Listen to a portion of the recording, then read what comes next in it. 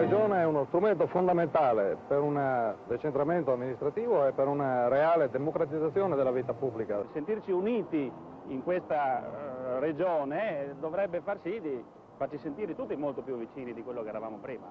Io non sono regionalista, diciamo, come impostazione. Comunque ritengo che fra le 5 regioni a statuto speciale che abbiamo in Italia, il Friuli Venezia Giulia sia la più positiva, senz'altro.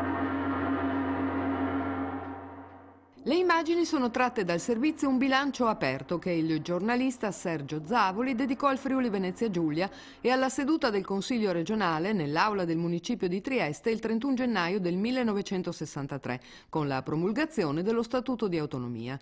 Domani, a 50 anni di distanza, il Palazzo di Piazza Oberdan ricorderà l'evento con una riunione alla quale interverrà il nuovo presidente della Consulta Franco Gallo, che terrà una lectio magistralis sul tema profili finanziari del regionalismo differenziato. Un libro e una mostra fotografica, 2013 cartoline numerate cui sarà possibile applicare un bollo ed un annullo speciale, sono stati preparati per essere memoria dell'evento. L'apertura dei lavori d'aula è affidata all'intervento del Presidente del Consiglio Maurizio Franz, cui seguiranno quelli dei capigruppo e le conclusioni del Presidente della Regione Renzo Tondo.